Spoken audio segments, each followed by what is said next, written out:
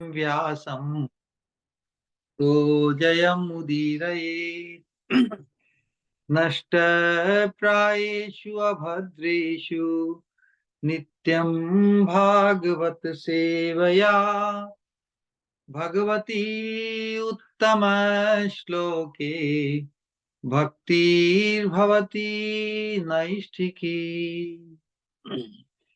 परम धर्म जो भागवत धर्म कहलाता है उसके अनुशीलन रूप इस दिव्य कार्यक्रम में आप सभी का स्वागत है। हम परम धर्म का निरूपण करने वाला जो अन्यतम ग्रंथ है श्रीमद् भागवतम, और श्रीमद् भागवतम के ही अनुगत्य में हमारी जो परंपरा है चैतन्य महाप्रभु की शिक्षा प्रणाली। चैतन्य महाप्रभु हमें चैतन्य महाप्रभु का जो मनोभिष्ट है, हमें जो परम पुरुषार्थ रूप कृष्ण प्रेम है, कृष्ण प्रेम के परम सोपान तक पहुंचाने के लिए, अर्थात कृष्ण प्रेम की जो साक्षात मूर्ति है श्रीमती राधा रानी, उनके चरणाशित करने के लिए, क्योंकि श्रीमती राधा रानी के चरणाशित होने पर ही हम जिस प्रेम के माध्यम से भगवान के माधुर्य का आस्वादन कर सकते हैं, तो उन्हीं की परंपरा में हमारे पूर्व आचार्यों ने जो इस महाप्रभु के मनोभिष्ट को पूर्ण करने के लिए जो शिक्षा, उस कृष्ण प्रेम के परम सोपान पर ही प्रतिष्ठित रहते हुए कृष्ण प्रेम उसी स्तर के प्रेम प्रसूत अनुभूत उद्गार उपदेश रूप जो संग्रह है हम सब अर्वाचीन साधकों के लिए, वो परम उपादेय है। उन्हीं के अंतर्गत हम वर्तमान में श्री प्रबोधानंद सरस्वती ठाकुर जी की जो श्री राधा रस सुधा ग्रंथ, जो इस वास्तविक स्तोत्र स्तोत्र काव्य का अनुशीलन कर रहे हैं। जिस प्रकार किस प्रकार हम उस उस भाव को उपलब्ध करें अपने उस कृष्ण प्रेम के परम सोपान रूपी राधा रानी की किंकरी के होने के भाव, उस भाव के अनुरूप ही सिद्ध अवस्था में हमें कैंकर्यत्व की प्राप्ति हो, उसे सफल करने के उद्देश्य से ही ये अनुशीलन है। ये जो ग्रंथ है, इसमें राधा रानी की सेवा प्राप्त करने की जो उत्कंठा है वो लगातार व्यक्त हुई है ना। राधा रानी की चरणों की सेवा प्राप्त करने के लिए जो जो आतुरता है, जो उत्कंठा है, जो व्यग्रता है, जो विलाप है, तो वही राधा रानी की विशेष कृपा को आकृष्ट करने वाली है। तो राधा रानी की कृपा से ही अनुभूत और प्राप्त जो स्फूर्ति होती है, स्फूर्ति के अंतर्गत साक्षात दर्शन, लीला विलास और सेवा सौभाग्य की प्राप्ति। लेकिन साधक आवेश के अंतर्गत उस आवेश का, स्फूर्ति का विराम होता है। विराम होने से विरह व्यथा, जिस चीज को स्फूर्ति में साक्षात की तरह अनुभव किया, उसमें विराम आने से जो विलाप, जो हाहाकार व्यक्त होता है, तो पुनः वही प्रार्थना उसी पूर्व प्राप्त सौभाग्य, स्फूर्ति में जिस सेवा सौभाग्य को, दर्शन सौभाग्य को प्राप्त किया, उसे ही प्राप्त करने की उत्कट लालसा व्यक्त होती है। तो जितनी भी ये स्तुतियां हैं, उसमें जिस सौभाग्य को प्राप्त किया स्फूर्ति में, स्फूर्ति के विराम होने पर उसी सौभाग्य को पाने की स्पृहा जो व्यक्त होती है पुकार के द्वारा, हाँ, उद्गार के द्वारा, उस अभाव, अति श्रेष्ठ वस्तु को प्राप्त करके यदि उसे, जब स्फूर्ति में विराम होता है तो ऐसा प्रतीत हो जैसे उसे खो दिया, तो पुनः उस सौभाग्य को प्राप्त करने की जो लालसा और भाव व्यक्त होता है, तो राधारानी की कृपा से ही एक नई लीला की स्फूर्ति, स्फूर्ति होती है। तो स्फूर्ति विराम स्फूर्ति ये क्रम लगातार चल रहा है। और किस प्रकार अलग अलग जो राधा रानी के भाव है, राधा रानी का श्याम सुंदर के साथ जो विलास है, श्याम सुंदर के साथ उनका जो खिलवाड़ है, उनका आलाप विलाप, सब कुछ राधा रानी की कृपा से ही उन्हें प्राप्त होता है। और हम, हमारा सौभाग्य कि हम ऐसे महत्वपुरुष जो वास्तव में निकुंज मंदिर के पार्षद हैं, प्रबोधानंद सरस्वती, ये स्वयं तुंग विद्या सखी है कृष्ण लीला में। सखी होते हुए, सखी का जो पद है मंजरी से श्रेष्ठ होते हुए भी जो सेवा सौभाग्य है वो मंजरियों का उन्नत है। इसलिए श्रेष्ठ पद पर अवस्थित होते हुए भी वो जो श्रेष्ठ सेवा सौभाग्य को पाने के लिए मंजरी भाव को व्यक्त कर रहे हैं। तो पिछले सत्संग के अंतर्गत हम जो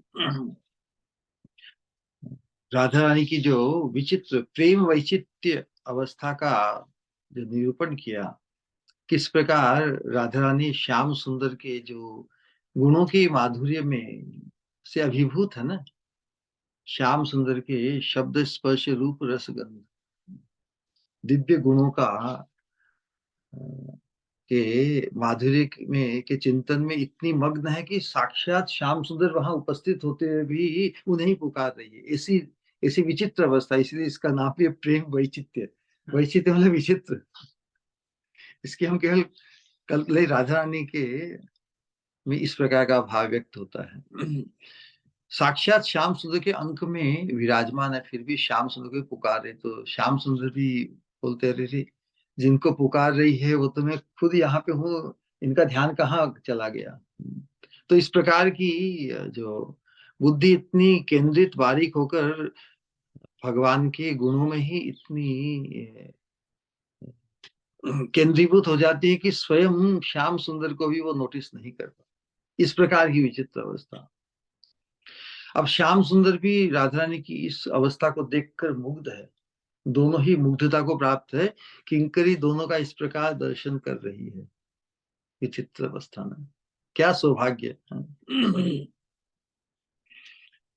दोनों ही एक दूसरे में से मुग्ध है। लेकिन राधा रानी की मुग्धता पहले शांत होती है।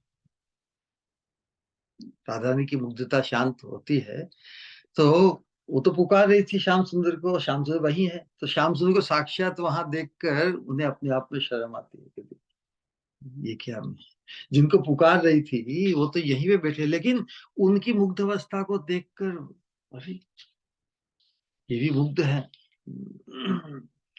तो श्याम सुंदर को उस मुग्ध अवस्था में देखकर राधा रानी के हृदय में कुतूहल जागता है कि ठीक है, अभी तो इन्हें मेरा ख्याल नहीं, तो मैं छुप जाती हूँ। तो अपनी मंजरियों को ये कह के निषेध करते हुए कि मैं सामने वाले कुंज में जा रही हूँ, बताना मत। श्याम सुंदर जब वापस चेतना में आ गए,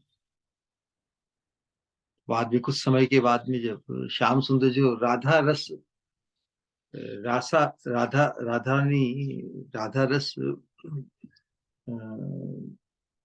में जो तन्मयता उसकी ना, राधा रस में जो मग्न चित्त उनका है, तो मग्नता में जब विराम आता है तब वो क्या होते हैं, जिनमें चित्त मग्न था अब उन्हें ढूंढ रहे हैं, कहाँ है राधा रानी, कहाँ रानी। तो मंजरिया भी छुप कर श्याम सुंदर जो राधा रानी के रस में मग्न चित्त उनका जो था उसका दर्शन करती है साक्षात। किस प्रकार वो विवल अब राधा रानी को ढूंढने के लिए, पाने के लिए विवल हुए हैं, पुकार रहे हैं। श्याम सुंदर की जो विवलता इस प्रकार की है कि उन्हें सब जगह राधा रानी जैसे भासती है, लेकिन राधा रानी दिख नहीं रही।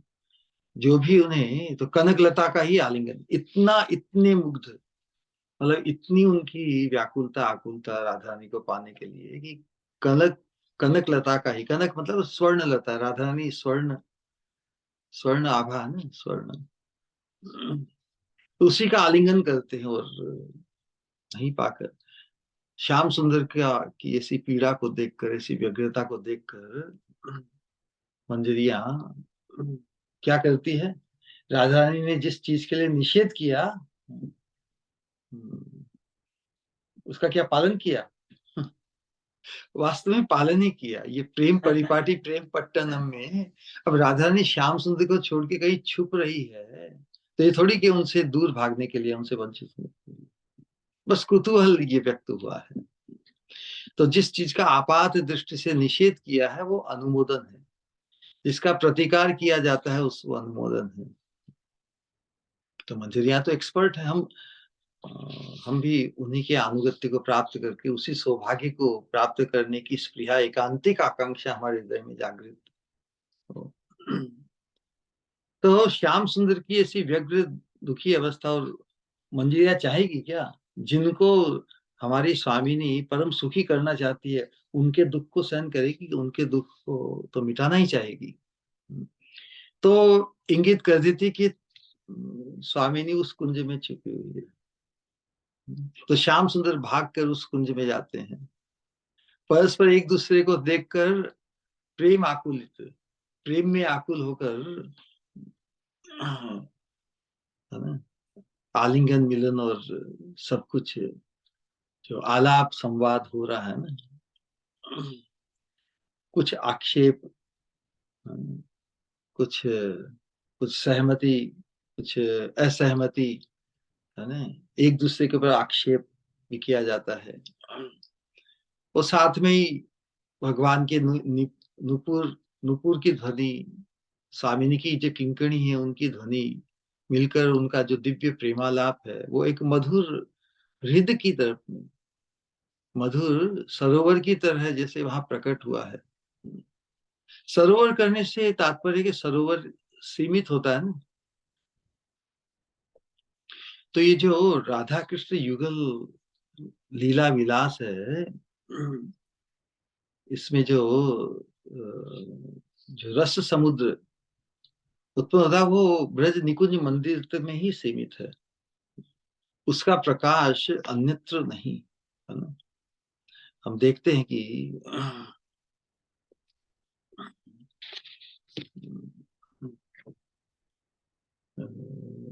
ब्रज के बाहर या अन्य किसी भगवत स्वरूप में इस प्रकार का जो रसवर्धन है कुंज मंदिर का, राधा कृष्ण की जो आलाप संलाप और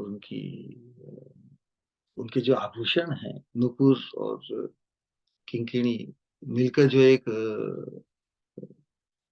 रस रस सरोवर जैसे वहां पर प्रकाशित हुआ है, और उसमें डुबकियां लगाने का सौभाग्य किंकरियों को मिलता है।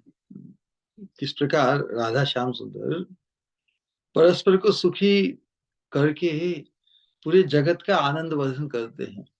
पूरे जगत का आनंद वर्धन करने के लिए ही जो सौभाग्य है इन मंजरियों को मिला, उनके माध्यम से ही पूरे जगत में प्रकाशित। यदि कोई अतिशय आनंद का स्रोत हो और उसकी किसी को जानकारी ही ना हो तो फिर उसकी तो कोई वैल्यू नहीं रहेगी, कोई जानेगा ही नहीं। लेकिन उसके जो प्रथम रेसिपिएंट है ये मंजरिया है, जो साक्षात रह लीला के अधिकारी है। रह अर्थात एकांत, निकुंज मंदिर की एकांत लीला में भी वो वहीं पे निकटतम रहती है। द्वार पे ही रहते हुए कुंज रंध्रों से साक्षात लीला का दर्शन, आस्वादन, जो आलाप संलाप, उसका श्रवण इत्यादि, और जब विलासोपरांत जब सेवा की आवश्यकता होती है, क्योंकि विलास के श्रम के कारण दोनों ही अभिभूत होते हैं राधा श्याम सुंदर, उस अवस्था में उनको सुख या समय समय स्थान उचित जो सेवा का अधिकार स्वच्छंद रूप से इन मंदिरों को प्राप्त होता है ना। तो इस निकुंज लीला का जो सौभाग्य है, ये जो रस इस प्रकार जो रस रूपी सरोवर है, ये वास्तव में वृंदावन निकुंज की ही संपदा है। और वृंदावन के निकुंज मंदिर तक की पहुंच तो न तो ब्रह्मा जी की है, न शिव जी की है, न उद्धव जी की है, और जितने भी वैकुंठ जगत के पार्षद या जो अधिकारी हैं, जो जिनका भाव है, उनको भी नहीं है। इसलिए उन सब के लिए इस रस सरोवर से परिचय या उसका स्पर्श या उसमें डुबकी लगाना, जो उसकी खबर भी बड़ी दुर्गम है, बड़ी दुर्लभ है। तो इस अति दुर्लभ वस्तु को भी प्रदान करने के लिए महाप्रभु आए। पतितम, मोस्ट डिस्क्वालिफाइड, मोस्ट अनक्वालिफाइड पतित जीवों को, जो बहुत क्वालिफाइड जो है, ब्रह्मा शिव जी उद्धव, इनसे अधिक कौन करे, उनके लिए भी जो अति दुर्लभ है, प्राप्य है, उस परम दुर्लभ वस्तु को भी प्रदान करने के लिए चैतन्य महाप्रभु। तो हम जिस कलयुग में हम हैं वो धन्य है, धन्य कलयुग से चैतन्य अवतार। तो चैतन्य महाप्रभु, उनके पदाश्रित जितने आचार्य पाद है ना, उन्होंने इस विश्व के कलिहत जीवों के लिए महाप्रभु के मनोभिष्ट को पूर्ण करने के लिए, अब महाप्रभु ने जब महावदन्यता प्राप्त की, किस प्रकार प्राप्त की, स्वयं माधुर्य के आस्वादन की अथाता। राधा रानी अपने जिस भाव से कृष्ण के माधुर्य का आस्वादन करके अभिभूत हो जाती है, स्वयं भी वो स्पृहा उनकी अतृप्त रही। राधा रानी के भाव से अंगीकृत होकर उन्होंने जब स्वयं माधुर्य की अथाहता का अनुभव किया, तब फिर वो परम उदार बन गए। इसे श्याम सुंदर ने उदार भाव से अपने रस का आस्वादन कराया ब्रज की सीमा में अंदर, लेकिन वहां पर वो एक उस स्वयं माधुर्य के आस्वादन से उन्होंने अपने आप को वंचित माना, वंचित रहे। तो जो जिस व्यक्ति, यदि किसी व्यक्ति को किसी चीज की आकांक्षा हो, किसी चीज का अभाव हो या वांटिंग हो, तो उससे हम, या अतृप्त व्यक्ति से हम उदारता की अपेक्षा नहीं कर सकते। तो महाप्रभु के रूप में ही कृष्ण भगवान परम उदार बन गए। नमो महावदन्याय कृष्ण प्रेम प्रदायते कृष्णाय कृष्ण चैतन्य नामने गौर त्विषे नमः। तो महाप्रभु कृष्ण भगवान भगवान जो राधा रानी जो वितरण करना चाहती है, जो सौभाग्य, क्या सौभाग्य है राधा रानी, कृष्ण प्रिय, मतलब कृष्ण भगवान की माधुर्य का पूर्ण आस्वादन राधा रानी ही कर पाती है, और उसे वो डिस्ट्रीब्यूट करना चाहती है। तो सबसे पहले किसको, किसे डिस्ट्रीब्यूट करना चाहेगी, सबसे पहले अपने श्याम सुंदर को ही ना। श्रेष्ठ वस्तु आस्वादित हुई है किसी के द्वारा, तो जो परम प्रेमास्पद है राधा रानी के, श्याम सुंदर, तो श्याम सुंदर को अतृप्त देखते हुए उन्होंने फिर उसका वितरण और किसी को नहीं किया। लेकिन वो राधा रानी का मनोभिष्ट है कि उन्हें जो सौभाग्य प्राप्त है वो सबको प्राप्त हो, पूरे विश्ववासियों को प्राप्त हो। लेकिन वो कार्य उन्होंने महाप्रभु के माध्यम से करवाया। तो महाप्रभु ने जिस महावदन्यता को प्रकाशित किया, वो वास्तव में राधा रानी का मनोभिष्ट है। इसलिए महाप्रभु श्री गौरांग, महा कहने से महाभाव स्वरूपिणी श्रीमती राधा रानी, और प्रभु कहने से कृष्ण। महाप्रभु श्री गौरांग, राधा कृष्ण नाही अन्य, श्री कृष्ण चैतन्य राधा कृष्ण नाही अन्य। तो उस दृष्टि से हम देखते हैं कि प्रभुदानंद सरस्वती है, वो चैतन्य महाप्रभु की कृपा के परम परम भाजन है ना। उन्होंने एक ग्रंथ लिखा है, क्या नाम उसका, चैतन्य चंद्रामितम। उसमें वो यही बता रहे हैं, यथा यथा गौर पदार विंदे विंदेत भक्तिं कृत पुण्य राशि, तथा तथोत्सर्पतिहृद्यकस्मात् श्री राधा पदाम्भोज सुधाम्बुराशि, श्री राधा पदाम्भोज सुधाम्बुराशि, श्री राधा पदाम्भोज सुधाम्बुराशि। तो उसे प्राप्त करने के लिए राधा रानी के चरणों के कंकरत्व, उनके चरणों की सेवा के सौभाग्य, सौभाग्य सेवा का जो माधुर्य है, उस सौभाग्य को पाने के लिए ये परंपरा हमारे सामने प्रकट हुई। इसलिए प्रबोधानंद सरस्वती ठाकुर ने चैतन्य महाप्रभु के भक्तों के सानिध्य में, जिसके जीवन में चैतन्य महाप्रभु के चरणों के लोलुप कृपा प्राप्त भक्तों का जिसके जीवन में प्रवेश हो गया, वो फिर सभी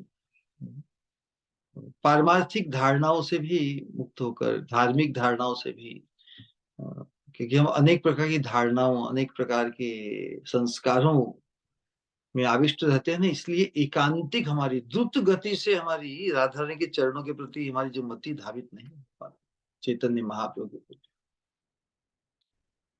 तो उन्होंने बताया कि तावत् ब्रह्म कथा विमुक्ति पदवीं तावन्न तिक्ति भवेत् तावच्चापि विशृंखलत्वमयते नो लोकवेद स्थिति तावत् शास्त्रविदां मिथ कलकलो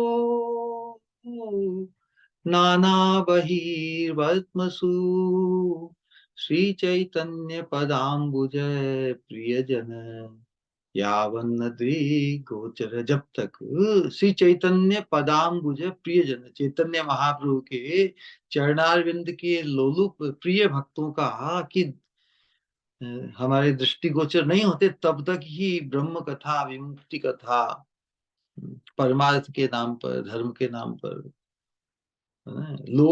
लोक वेद में हमारी निष्ठा, उस लौकिक वैदिक प्रथाओं में हमारी, प्रपंचों में, धार्मिक प्रपंचों में हमारी जो जकड़ पकड़ है, अनेक प्रकार के शास्त्रों के मत मतांतर में हम जो बिखरे हुए हैं, कोई किसी मत में, कोई किसी मत में, सब बिखरे हुए हैं ना, सभी को ये तब तक ही उसका बोलबाला रहता है, अन्य कथाओं का, अन्य धारणाओं का, अन्य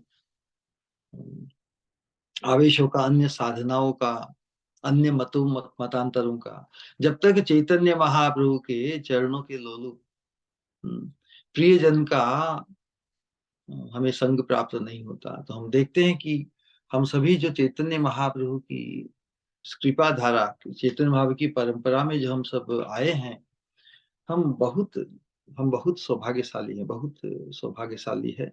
तो हम सबका उत्तरदायित्व बनता है कि इस बहुत सौभाग्य को पूर्ण सौभाग्य की तरफ ले जाएं। हमें भी राधा रानी की कैंकर्यत्व को प्राप्त करने की मनसा, संकल्प, स्पृहा हमारे हृदय में जागृत हो जाए, और उसके अनुरूप ही हम हमारे जीवन में, हमारे जो कर्म मन वचन से उसी के अनुरूप उपयुक्त जो साधना है, साधना का जो ढंग है, उसकी रीति है, उसको हम अपना सके, उसमें हमारा प्रवेश हो जाए। तो यहाँ पर जिस स्फूर्ति को पाया था कि जिस प्रकार राधा श्याम सुंदर का जब निकुंज मंदिर में जो आलाप संलाप हुआ, मधुर लीला, और फिर साक्षात सेवा जो उन्हें प्राप्त हुई, उसका विराम हुआ, तो पुनः उस सेवा को प्राप्त करने के लिए हाहाकार मचा। तो इस प्रकार जो स्फूर्ति में फिर विराम आया, हाहाकार करते हुए प्रार्थना की कि हे राधा रानी, कुंजांतर में, कुंज के भीतर विलास उपरांत आपकी सेवा का सौभाग्य मुझे वापस कब प्राप्त होगा। दोनों के जो रसोत्सव की स्थिति में जो सौभाग्य मैंने प्राप्त किया, आलाप संलाप, मधुर ध्वनि, उस रस में डूबी हुई, उस रस हृदय में, सरोवर में कब मैं वापस उतरूंगी या डूबूंगी, ये जो इच्छा व्यक्त की थी। तो हम देखते हैं कि ये जो साधना है, ये जो स्प्रिया इतनी अद्भुत है। तो हम सभी लोगों को जो ये सौभाग्य, इस सौभाग्य का उजागर हमारे जीवन में हुआ है।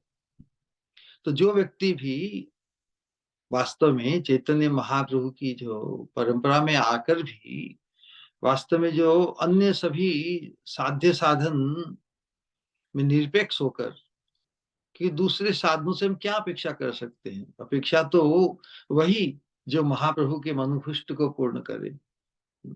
हम भी तभी महाप्रभु के सच्चे फॉलोअर या अनुगामी कहलाएंगे जब उनके मनोभिष्ट के अनुरूप अपनी अपनी अपने आप को ढालेंगे, है ना। तो अन्य सभी साधनों से निरपेक्ष होकर जो केवल जो श्याम सुंदर, जो जो मदन मोहन है, उन मदन मोहन को भी मोहित करने वाली उनकी महापरम प्रिया राधा रानी है। उनके चरणों के कैंकर्यत्व को जो प्राप्त करने के अभिलाषी हुए हैं या हो जाते हैं, तो इस अभिमान को पुष्ट करते कि मैं राधा रानी की किंकरी हूँ, दासी हूँ, मैं राधिका की दासी हूँ। इस अभिमान का जो पोषण करते हैं और उसकी प्राप्ति को ही अपने जीवन का परम प्रयोजन, उसकी प्राप्ति को ही अपने पुरुषार्थ की सिद्धि समझते हैं, तो वो क्या करेंगे? तो उस सजातीय संघ को प्राप्त करने के लिए राधा रानी की जो विहार भूमि से वृंदावन है, वहीं पर सदेह पहुंचकर और ऐसे रसिक प्रेमी भक्तों के अनुगत्य में, संग में रहकर उसी भाव को पुष्ट करने के लिए वहां विराजमान कर।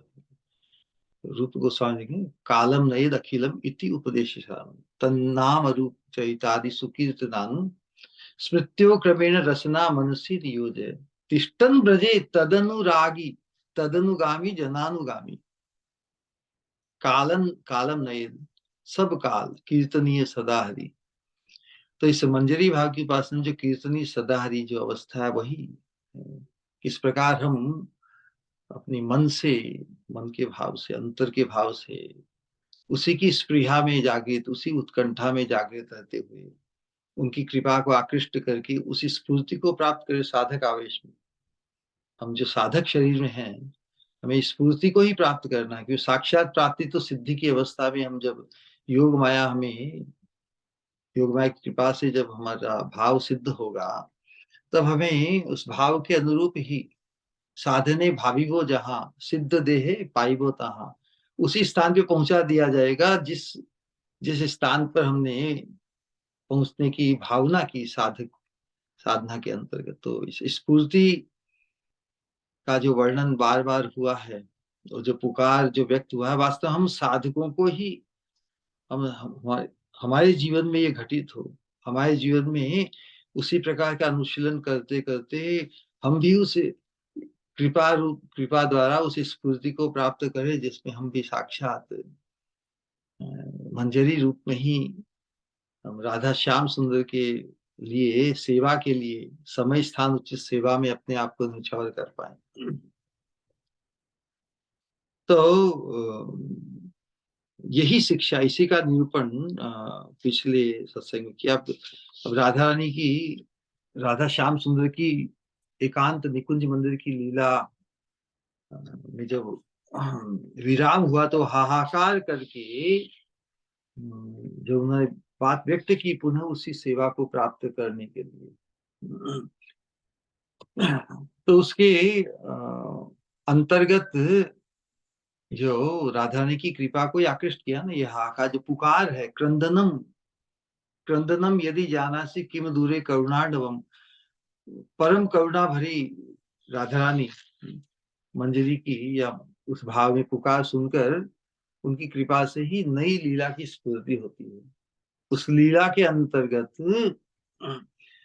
प्रवेश होता है, उसके बाद में जब स्फूर्ति में विराम आता है, तो जो अभाव व्यक्त होता है, उस अभाव को ही व्यक्त किया है आज के सूत्र में। तो आज का जो श्लोक है, श्लोक संख्या 49, वीणाम करे मधुमतिम मधुर स्वराम ताम आधाय नागर शिरो मणिभावलीलाम गायन्त्यहो दिनमपारमिपा गायन्त्यहो दिनमपारमिवाश्रुवर्षैः दुःखानयन्ति अहह सा हृदि मे स्तुराधा। आज का जो विलाप है, जो आकांक्षा जिसे प्राप्त करना चाहिए, वो बहुत ही अद्वितीय है। किस प्रकार राधा रानी श्याम सुंदर को नहीं पाकर जिस प्रकार दुखमग्न है, व्याकुलता को प्राप्त है, तो राधा रानी का वो श्याम सुंदर के उत्कटिश, श्याम सुंदर के लिए विरह व्याकुल दुख अवस्था जो राधा रानी की है, उसको हृदयंगम करने की स्पृहा व्यक्त की। इसकी लीला बड़ी विचित्र है। वास्तव में हम समझ सकते हैं, कोई अ, जो किंकरिया है, सेविकाएं हैं, सखियां हैं, कभी भी राधा रानी को उस विबल या उस पीड़ित अवस्था, श्याम विरह से में पीड़ित अवस्था में थोड़ी उसका चिंतन करना चाहते हैं। वो तो हमेशा ही तत्पर रहते किस प्रकार राधा श्याम सुंदर का मिलन, संगम, विलास संपादित हो, और उनका जो परस्पर आनंद है, आनंद के जो उद्गार हैं, उनके आलाप संलाप और अनेक प्रकार की गतिविधि उनके विरह में व्यक्त होती है, उसी के चिंतन में ही तो वो मग्न रहना चाहती, उसी की स्पृहा करती। लेकिन आज का श्लोक बड़ा विचित्र है। उसमें राधा रानी की जो विरह व्याकुल अवस्था है, उनकी दुख पीड़ित अवस्था है, उसको हृदयंगम करना चाहती है। क्या आशय है, तो इसमें भी जो रहस्य है उसका उद्घाटन आज है। तो वास्तव में हम देखते हैं कि वीणाम करे मधुमतिम स्व मधुर स्वराप्ताम आधाय, वीणाम करे, वीणा को हाथ में धारण करके राधा रानी जो अपनी मधुमती वीणा को मधुर स्वरा, मधुर स्वर जो छोड़ती है, क्या वर्णन करती है उसमें, नागर शिरो, नागर शिरोमणि भाव लीला, नागर शिरोमणि जो भगवान श्री कृष्ण, तो उनकी जो भावमयी लीला है, उसका ही गायन करती है राधा रानी। किस अवस्था में करती है, श्याम सुंदर के विरह में व्याकुल है। जब विरह व्याप्त हो तब जिसका विरह में व्यापे, जिसके विरह में व्याकुल हो, उसके नाम रूप गुण लीला का कीर्तन, वही तो सांत्वना देता है। तो यहाँ पर बात वही व्यक्त हुई है कि जो तीव्र वेदना व्यक्त की प्रबोधानंद सरस्वती पाद ने राधा रानी के चरणों की, राधा श्याम सुंदर के चरणों की परिचर्या प्राप्त करने हेतु अत्यंत कातर भाव व्यक्त किया ना। तो पूरा जो उनकी जो पूरा जो अंतःकरण है, उनकी जो चेतना है, उनका चित्त है, पूरा ही राधा रानी के भाव से आक्रांत है। जितनी विरह व्याकुलता उस सेवा के लिए, राधा रानी की विरह व्याकुलता श्याम सुंदर का संग पाने के लिए, लेकिन किंकरियों की विरह व्याकुलता राधा रानी के सेवा सौभाग्य को प्राप्त करने की। तो जितना ही जितना तीर उसे अपने स्वरूप में, मंजरी स्वरूप के आवेश में, वो मंजरी होने का जो आवेश है, भाव जितना तीव्र होगा, उस तीव्रता के प्रमाण में ही राधा रानी का विरह भी तीव्र होगा। अपने स्वरूप का आवेश जितना तीव्र होगा, उसके अनुपात में ही राधा रानी का विरह भी तीव्र होगा। तो पुकार रही है ना एक आर्त भाव से, हे राधा रानी, क्यों मुझे वंचित कर रही हो, आज ही मुझे दर्शन प्रदान करो, आज ही दर्शन दो। अब आपके बिना, आपके दर्शन के बिना समय नहीं कटता, मैं अकेली ही हूँ, मेरा संगी और जीवन में कोई नहीं। राधा रानी के संग के अभाव में बाकी सबका संग भी असंग ही महसूस होता है। तुम्हें छोड़कर मैं कैसे रह सकूंगी। तो विचार कीजिए, जिसका चित्त राधा रानी के चिंतन में, राधा रानी के दर्शन सेवा प्राप्त करने के लिए इस प्रकार आक्रांत रहता है ना, तो उसका ऐसा मनोभाव, सुंदर मनोभाव हो ही जाएगा ना। किसी प्रकार हमारा चित्त भी, हम साधकों चित्त भी स्वामिनी के विचारों से आक्रांत हो, स्वामिनी से हम अपने चित्त को अलग नहीं कर पाए, ऐसा सुंदर मनोभाव हमें प्राप्त करना, नहीं क्या। तो चैतन्य महाप्रभु ने भी गंभीरा लीला में राधा भाव में और मंजरी भाव में उसी की स्पृहा व्यक्त की, स्वयं उसका आस्वादन किया और आदर्श रूप में सभी भक्तों को सिखा दिया। तो किस प्रकार की विचित्र आरती है। प्रार्थना क्या कर रहे हैं देखिए। प्रार्थना जो पिछले श्लोक में व्यक्त की कि मेरा दुख समाप्त करो, मैं तुम्हारी दासी हूं, तुम्हारी परिचारिका हूं, है ना, तो पुनः अपनी सेवा में मुझे नियुक्त करो, इस प्रकार की स्त्रिया। तो अब स्वामिनी ही जिनका सर्वस्व है।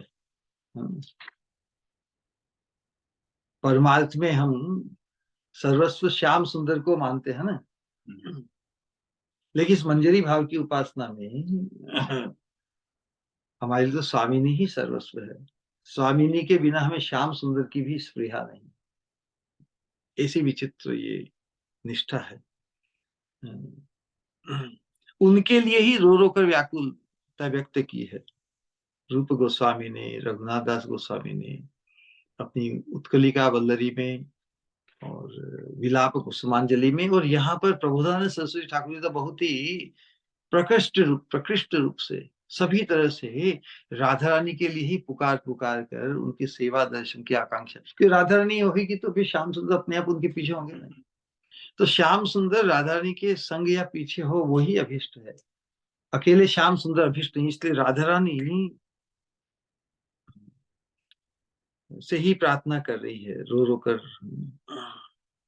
तो अब जब राधा रानी के लिए इतनी पुकार जिनके हृदय में छाई हुई है, जितनी वाणी से व्यक्त हो रही है, तो उस पुकार को, उसका समाधान करने के लिए और किसी से काम चलेगा क्या? स्वयं राधा रानी ही आएगी।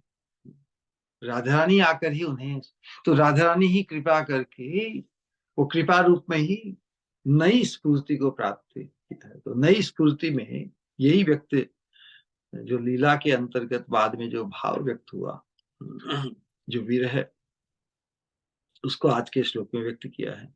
तो स्फूर्ति में क्या देख रहे हैं कि राधा रानी एक निकुंज मंदिर में वासक सज्जिका की अवस्था में, वासक सज्जिका उस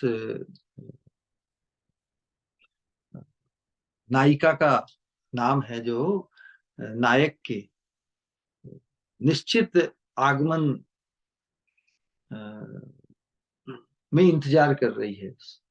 पूरे निकुंज मंदिर को सजा दिया है, खुद भी 16 श्रृंगारों से विभूषित होकर नायक को प्रसन्न करने के लिए,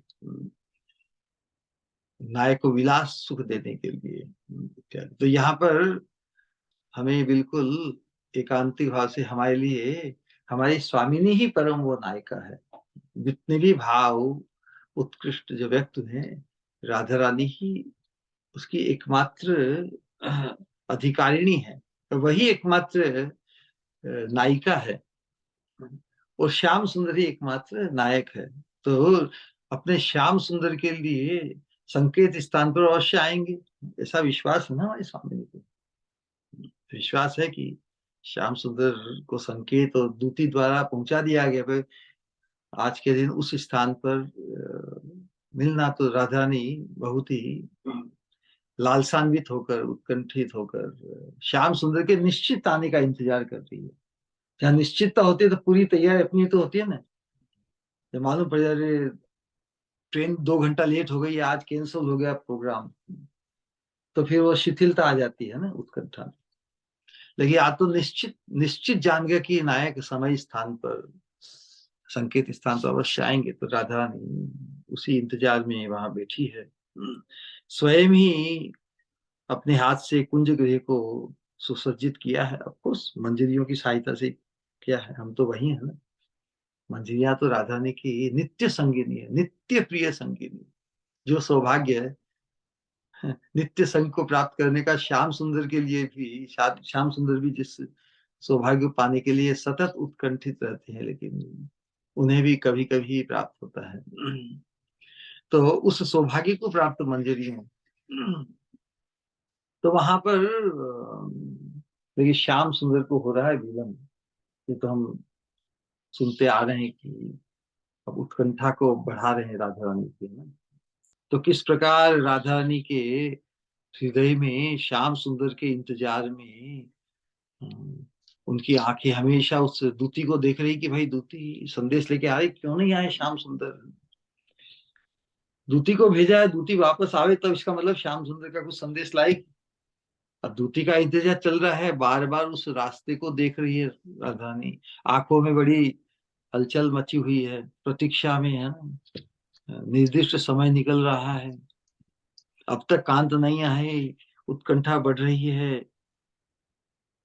तो नायक में दोष नहीं देख रहे हैं, नायक तो अभी तक उनको निरपराधी मान रहे, कुछ न कुछ घटित हो गया होगा।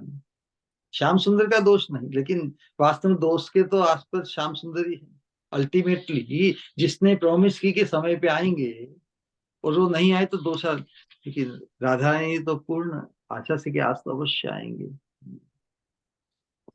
लेकिन बहुत देर तक नहीं आवे। और जब उत्कंठा राधा रानी की व्यवस्था जब बढ़ती चली जाए तो क्या क्या अवस्था होती है, एकदम जैसे अपने मन में जो तर्क तर्क वितर्क होते हैं, स्पेकुलेशन, क्या हुआ होगा, किस लिए नहीं आए, कहाँ अटक गए, किसने अटका दिया, इत्यादि इत्यादि। और जो भाव की विरह भाव में जो विचित्र चेष्टाएं राधा रानी की हो रही है, तो अब विचार कीजिए उस अवस्था में किंकरी क्या करे, सांत्वना ही देवे ना, सांत्वना दे के हमें जी कुछ न कुछ हुआ है, वो श्याम सुंदर अवश्य आएंगे, हमें भी पूरी आशा है, पूरी ढांढस बंधा रही है अपनी स्वामिनी को। लेकिन राधा रानी तो जानती है ना कि भाई अब शब्दों से ढांढस बढ़ाने से काम चलेगा, कि मैं जिस अवस्था से गुजर रही हूँ, किंकरियों का जो भाव में आवेश, राधा रानी की व्याकुलता का जो कारण है, जो अनुभव उनका है, उस अनुभव, उसका जो प्रभाव वो बाहर देख रही है, लेकिन जो दुख पीड़ा राधा रानी की है वो तो वही समझती है ना।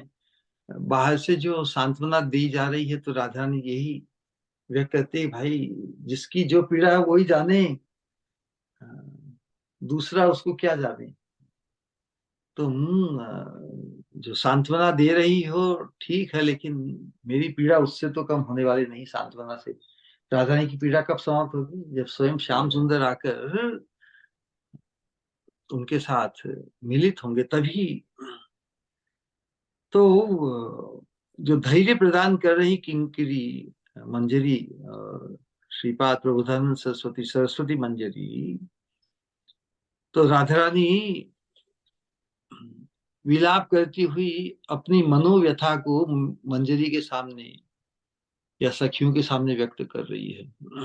एक बहुत बढ़िया पद है उसमें, देखिए राधा रानी कह रही है कि बंधुर लागिया बिछाईलू, सेज बिछाईलू, बंधु के उद्देश्य से मैंने सेज बिछाई, सेज सजाई, गाथिलु फूलेर माला, और उत्तम गाथिया मालतीर माला, दीबो दोहार गले। निकुंज मंदिर में तो साक्षात राधा रानी अपने श्याम सुंदर का स्वागत करने के लिए ना सुगंधित फूलों की माला गूंथ कर तैयार रखी है श्याम सुंदर को पहनाने के लिए। उसी तरह गाथिलु फुलेर माला, तांबुल साजालू दीप उजारलू, अच्छा पान का बीड़ा उनके मुख में अच्छा आस्वादन प्रदान करने के लिए अच्छा सुगंधित कर्पूर युक्त पान भी मैंने बनाया। तांबुल साजालू दीप उजारलू, दीप को भी प्रकट किया। निकुंज मंदिर में तो है ना घना वातावरण होता है, उसमें दीप को प्रकट किया। तो दीप को जलाकर जब अंत में बाहर प्रकाश किया, ये उसका उद्देश्य तो श्याम सुंदर को श्याम सुंदर के आने के इंतजार में है ना, ये सब सजावट धजावट सब चकाचौंध इत्यादि। दीप उजालो, मंदिर मंदिर हैल आला। आला ये शब्द बांग्ला का है, मतलब मंदिर को एकदम श्रेष्ठ बना दिया। और एक मराठी में क्या, आला रे आला, आए आए, लेकिन यहाँ पे आला, मंदिर हैल आला, मंदिर को एकदम श्रेष्ठ बना दिया। हम्म, सही पाचे ये सब हईबे आन। ये सब करने का कारण क्या था? सही मतलब इन सब के पीछे कारण क्या था कि ये सब हईबे आन, वो आएंगे। से है न नागर गुणेर सागर काहे ना मिलल कान। सब तैयारी है, फिर भी कान्हा तो नहीं आए, उनसे मिलना नहीं हुआ। यहाँ पर अपने आप को उपलब्ध करने के लिए राधा रानी ने क्या क्या किया उसका निरूपण कर रही है अपनी मंजरी सखी को। सासुड़ी ननदे वंचना करिया आइलु गहन बने। मैंने किसी तरह सासू माँ को, ननद को वंचित करके इस गहन वन में सबसे अपने आप को बचा कर, किसी को भी इंडिकेट, कोई भनक भी नहीं लगने दी, इस प्रकार छुपकर मैं आई हूँ श्याम सुंदर से मिलने के लिए। बड़े साध मने एक रूप यौवने मिलब बंधुर सने। बड़ी साध लेके आई हूँ मन में, बड़ी आकांक्षा लेके आई हूँ, अपने इस रूप यौवन को बंधुर सने, इस रूप यौवन का संगम अपने प्रिय प्राण बंधु प्रियतम श्याम सुंदर को प्रदान करूंगी। पथ पाने चाही कत न रही वो कत प्रबोधित मने। रस शिरोमणि आसीब एखनी दीन चंडीदास बने। लेकिन कब तक मैं इंतजार करूं? पथ पाने चाही कत न रही वो कत प्रबोधित मने। कब तक मेरा मन प्रबोधित उल्लसित रहेगा उनके बिना, जिनके कारण, जिनके इंतजार में, जिनको पाकर ही सब कुछ, जो एंडेवर, जो जो प्रयास और जो तैयारी की, उसकी सफलता तो उनके आने से है। उनके नहीं आने से मैं कब तक प्रफुल्लित रह पाऊंगी? तो चंडीदास जी ने, जिनके पदों का श्रवण महाप्रभु करते थे, है ना, गान करते थे, स्वरूप दामोदर गोस्वामी श्लोक बोलते थे, कौन, रामानंद राय। तो इस प्रकार महाप्रभु राधा रानी के भाव में जिस प्रकार की विरह व्यथा का, उसको, उस व्यथा को शांत करने के लिए उसके अनुरूप ही पदों का और कीर्तन का गान करते थे। तो अभी तक कांत नहीं आए हैं ना, तो इस अवस्था में किंकरी क्या करे? तो यहाँ पर यही क्रिटिकल है कि इस अवस्था में किंकरी किस हद तक राधा रानी के लिए अनुकूल बनना चाहती है, ये तो अद्भुत भाव यहाँ व्यक्त किया है। तो उस अवस्था में उस विरह व्यथा को शांत करने के लिए किंकरी को एक उपाय सूझता है। राधा रानी जब श्याम कीर्तन गान करती है, अपनी मधुमती वीणा, राधा रानी की वीणा का नाम क्या है? मधुमती वीणा। तो अभी तक तो कांत नहीं आए, तो अपनी श्रीमती, अपनी स्वामिनी की उत्कट विरह ज्वाला दूर करने के लिए उनकी परम प्रिय जो अ, मधुर स्वरा मधुमती वीणा को लाकर स्वामिनी के हाथ में पकड़ाती है कि स्वामिनी, आप इतनी हतप्रद मत होइए।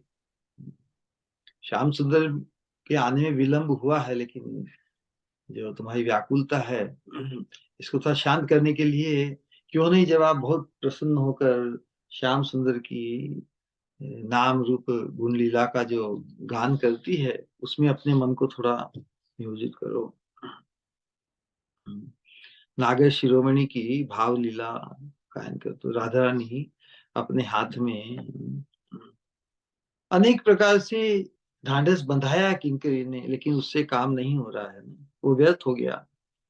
तो विरह में तो एक आधार वही है कि जिनके विरह में व्याकुल है, उनके ही नाम रूप गुण लीला, और भगवान तो परम, जो उनका जो नागर, नागर जो कहलाते हैं, कहने से आश्रय है, नागर कहने का आशय ही है कि जो नायिकाओं में मिलन की उत्कंठा का वर्णन करे। तो श्याम सुंदर ये नागर चलो शिरोमणि बाद कहला। में, काम याद आ रहा था, बाद में करेंगे। हाँ। म्यूट कर दीजिए, है ना। तो इसीलिए नागर शिरोमणि कहने से राधा रानी को ये अनुभव है कि किस प्रकार अ, अपनी विचित्र हरकतों से वो अ, राधा रानी की जो मिलन की उत्कंठा उसको बढ़ा देते हैं। तो उस दृष्टिकोण से अनेक जो अपने श्याम सुंदर प्रियतम की जो उनकी जो नायक शिरोमणिता है और उनकी जो भावमय लीला है उसका गान करने लगी। तो किंकरी के कहने से किंकरी ने यही ये, इस व्यथा से थोड़ा मुक्त होने के लिए, व्यथा को कम करने के लिए, विरह में तो एक आधार क्या रहता है, प्रियतम का नाम रूप गुण लीला का गान करना। तो किंकरी अपनी स्वामिनी को उनकी अति प्रिय उस मधुमती वीणा को लाकर प्रदान करती है। राधा रानी को ये प्रस्ताव अच्छा लगा। तो राधा रानी हाथ में वीणा को लेकर अपनी उस विरह व्यथा को दूर करने के लिए और परमानंद का आस्वादन, है ना। विरह में भी यदि अ, जिनका विरह है उनकी ही दिव्य चिंता की जाए, है? उनके नाम रूप गुण लीला का, तो उसी का ही आलाप वीणा के माध्यम से वर्णन जब व्यक्त हुआ है। तो उत्कंठा जो वीणा के तान से, जिस प्रकार हम भी कीर्तन करते समय जो हृदय का भाव होता है, करताल के माध्यम से, मृदंग के माध्यम से, वीणा के माध्यम से या फ्लूट के माध्यम से भाव को अभिव्यक्ति मिलती है ना, भाव में निखारता आती है। तो उसमें बहुत ही चित्त में ग्रेटिफिकेशन फील होता है। तो वीणा एक बहुत ही जबरदस्त साधन है। तो राधा रानी भी सभी बाकी सब चीजों चिंता को छोड़कर, भूलकर नागर शिरोमणि श्याम सुंदर की रसमयी लीला का गायन कर रही है। तो विरह की अवस्था में तो ये जो लीला गायन है, मधुर लीला, यही थोड़ी सांत्वना या थोड़ी राहत प्रदान करता है। और विशेष रूप से विरह जिसका इतना पीड़ा प्रदान करे, हम विशेष रूप से जो जो भ्रमर गीत है ना, भ्रमर गीत, उसके अंतर्गत राधा रानी की जो क्या है भावोल्लास, कौन सी अवस्था है, दिव्य उन्माद अवस्था में श्याम सुंदर का विरह इतना व्याकुल किए हुए राधा रानी को इतनी आक्रांत है कि उन्हें भूलना चाहती है। जिनका चिंतन या जिनका सतत स्मरण इतना पीड़ित कर रहा है, आक्षेप करती है। उसमें बहुत जगह भगवान का जो मुकुंद नाम है उसकी भी निंदा की है। श्याम नाम को भी असित कह के वर्णन किया है। 70वां श्लोक है मेरे ख्याल से भ्रमर गीत का, 17 श्लोक, जो 10 जल्प प्रजल्प अनेक जो भाव व्यक्त किए राधा रानी के उद्गारों के सुखदेव गोस्वामी ने, उसके अंतर्गत आया किस प्रकार मुकुंद शब्द जो भगवान का बड़ा प्रसिद्ध नाम है, उस मुकुंद शब्द को लेके भी भगवान की निंदा स्तुति की है कि इनने हमें भी मुकुंद किसे कहते हैं, मुंह कहने से मुक्ति, मुक्ति जो इतनी निकृष्ट है, मुक्ति बड़ी निकृष्ट वस्तु है ना, उस मुक्ति को हमें भी उन्होंने दिया है। किस मुक्ति को यहाँ राधा रानी व्यक्त कर रही है भ्रमर गीत में। अ, तो मुकुंद अर्थात जो जो मुक्ति को भी निकृष्ट बना दे, मुकुंद कहने का जो उसकी जो व्युत्पत्ति है मुकुंद शब्द की, मुक्ति भी कुत्सिता यश्चात्, मुक्ति का विचार भी, मुक्ति के विचार को भी, मुक्ति की धारणा को भी, मुक्ति की स्प्रिया को भी जो कुत्सित कर दे, निंदित कर दे, वैसा परम भक्ति सुख प्रदान करने वाले हैं। मतलब मुक्ति सुखम कुत्सिता यच्छात् सैव प्रेम भक्ति सुखम प्रदाय, प्रदान करने वाले, है ना, वो है मुकुंद। मुकुंद किस लिए कहा गया कि मुक्ति सुख को भी जो तुच्छ कर दे, करने से मुक्ति प्रदान करने वाला, किस चीज से मुक्ति, वास्तव में वो शब्द उसका अर्थ है। लेकिन राधा रानी मुक्ति की जो निंदा किस प्रकार करे कि उन्होंने हमें भी मुक्ति प्रदान की है, किस चीज से? तो राधा रानी कहती है कि जब हम लोक धर्म में, वैदिक धर्म में, अपने लौकिक वैदिक धर्म की प्रतिष्ठा में हम सुरक्षित थे, तो उन्होंने, मुकुंद ने बंसी बजाकर या अपने रूप की मोहिनी से हमें आकृष्ट करके हमें लौकिक वैदिक सभी बंधनों से मुक्त कर दिया ना। तभी तो सभी को छोड़कर वो श्याम सुंदर ने बंसुरी के आह्वान द्वारा सबको आकृष्ट किया, सभी जंगल में दौड़ के चली आई, कोई नहीं रोक पाया उन्हें। अब उनके लिए संपूर्ण न्यौछावर करने के बावजूद भी अब ये विचित्र हरकतें कर रहे हैं, अब लुका छिपी कर रहे हैं। तो कहना चाहती है कि यदि हमें लौकिक वैदिक धर्मों के बंधन से मुक्त नहीं करते तो हम वहां पे सुरक्षित तो थे। So we are worse off, हमारी तो बदतर स्थिति हो गई। लौकिक वैदिक बंधनों से उन्होंने छुड़ाकर अपने प्रति आकृष्ट तो कर लिया, लेकिन अपने से आकृष्ट करके अब अकेले छोड़ दिया। तो अरक्षित अवस्था। अब तो किसका भरोसा करें, जिसके भरोसे हम सब कुछ, सभी बंधनों, सभी आश्रयों को छोड़ के आ गए, और वही अब विचित्र खिलवाड़ कर रहे हैं। तो हम तो बेटर ऑफ समय थे, इस प्रकार का चिंतन कर रहे हैं।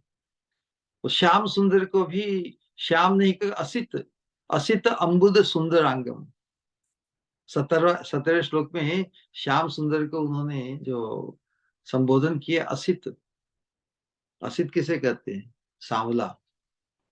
वेणुं क्वणन्तमरविन्द दलायत आक्षम बरह अवतम सम असित अम्बुद सुंदरांगम। सांवले बादल की, तो उसे उन्हें सांवला कहा है।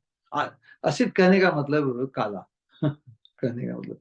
तो श्याम शब्द तो बड़ा निराला है, तो उस निरालेपन में भी कटाक्ष करे कि नहीं वो तो असित तो काला है तो उसमें भी दोषारोपण करके, लेकिन फिर भी कह रही है कि भ्रमर, भ्रमर को इंगित करके हम उससे मुक्त होना ही चाहते हैं, उसमें अनेक प्रकार के दोष ही दोष है।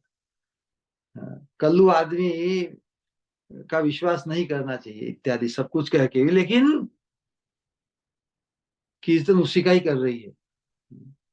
जिनसे मुक्त होना चाहते हैं, जिसकी चिंता से पीड़ा अनुभव हो रही, लेकिन कथा तो गायन उसी का हो रहा। तो कहने का तात्पर्य यही है कि किस प्रकार ये राधा रानी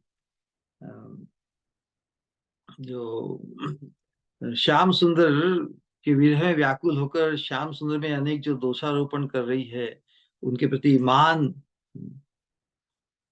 मान को व्यक्त कर रही है कि ये किसी काम के नहीं, मुझे नहीं मिलना है, इत्यादि इत्यादि, है ना, जो कट्टी हो जाते हैं एक प्रकार से ना, कि नहीं तुमसे कोई लेना देना नहीं, आलाप संलाप सब कुछ में चल रहे हैं। श्याम सुंदर को दुत्कार रही है कि जब तुम किसी काम के नहीं, तुम्हारे यही गुण है, तुम ऐसे ही हो, ऐसे ही, तो चिंता उन्हीं की कर रही है। तो जो आशय यहाँ पर व्यक्त हुआ है कि मान भंगिकाओं के साथ में भी जो निर्वेद व्यक्त करे, निर्वेद मतलब अलिप्तता, we have nothing to do with Shyam, बार बार उसी बात को करेंगे, we have nothing to do with Shyam, we have nothing to do with Shyam. तो आक्रांत चित्त किनसे? उनके चिंतन से, उनकी कथा से अपने आप को निर्वेद व्यक्त करते हुए भी, हाँ, let us become detach from Shyam. जिसके कारण हम इतने दुखी हो रहे हैं, उससे हम निर्वेद, ये निर्वेद संचारी भाव है। उसकी बात मत करो, तो बार बार उसकी बात मत करो। अब निषेध में भी उनकी ही बात हो रही है, इसी विचित्र अवस्था। तो ये संचारी भाव राधा रानी में व्यक्त हुआ। तो कहने का आशय है कि जो वीणा वादन के द्वारा जिनके विरह में दुखी है, तो उनसे तो छूटना चाहिए, लेकिन उन्हीं की चर्चा हो रही है। तो वहां पर 17वें श्लोक में यदि हम बाँचेंगे, तो राधा रानी यही बता रही भ्रमर को। भ्रमर तो क्या, उद्धव जी है ना, उद्धव जी आए हैं, तो भ्रमर के व्यपदेश से उद्धव को ही भगवान के प्रति संदेश पहुंचा रहे हैं कि हम क्या करें। हम सब कुछ छोड़ा जा सकता है, श्याम सुंदर को भी छोड़ा जा सकता है, क्योंकि श्याम सुंदर की अनुपस्थिति में भी वो जीवित रह रही है ना। तो श्याम सुंदर के विरह में भी वो किससे जीवित, उनको भी छोड़ा जा सकता है, ये प्रमाणित हो रहा है।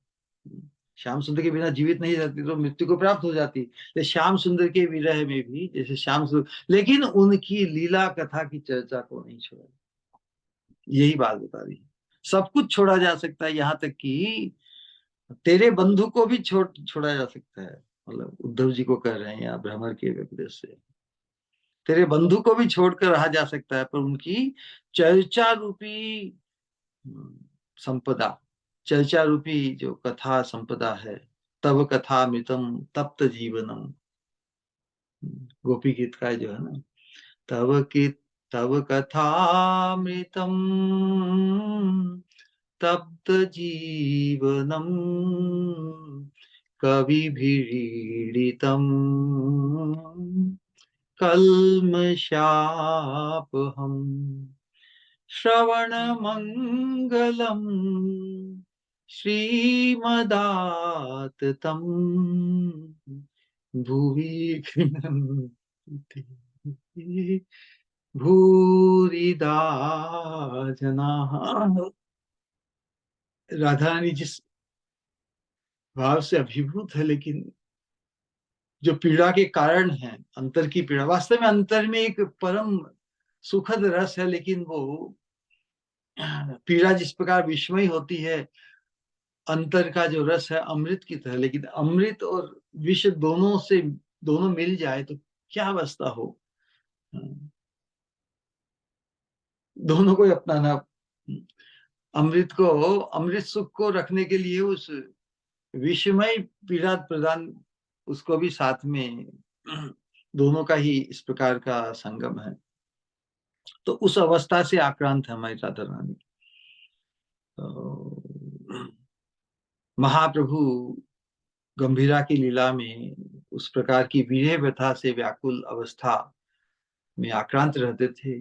चैतन्य चेतामृत में बताया कि दिन की अवस्था में तो भगवान अन्य मनस्क अवस्था, अन्य मनस्क अर्थात किसी प्रकार वो वही किसी से कुछ लेन, कोई आते हैं लोग, बहुत से आते हैं मिलने करने, सबसे जो उदासीन भाव, तो अन्य मनस्क, एक विरक्ति भाव में, किसी से ज्यादा कोई अटैचमेंट या किसी से कुछ नहीं। लेकिन जब रात्रि का समय आता था, तब वो भाव दशा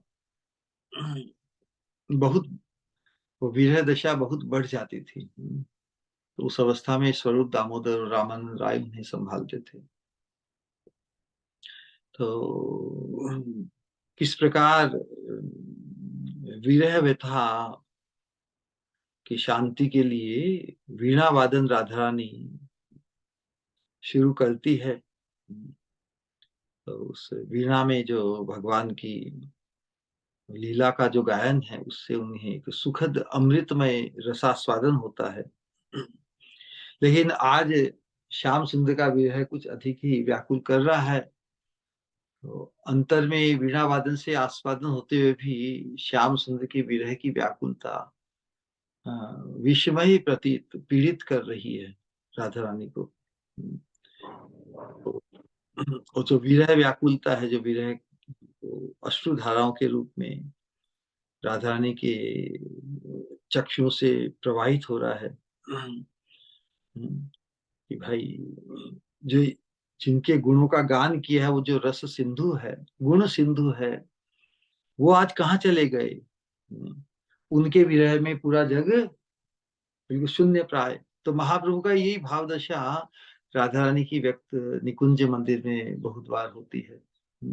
शून्यायतम जगत सर्वम गोविंद विरह, गोविंद के विरह में पूरा जग सामने व्यक्त होता हुआ भी शून्यवत लगता है, क्योंकि पूरे जग से वास्ता नहीं। जब तक श्याम सुंदर जिनसे वास्ता है, उनके अभाव में पूरा जग, जग तो वैसा का वैसा ही है, वैसा ही व्याप्त है, वैसा ही दृष्टिगोचर हो रहा है।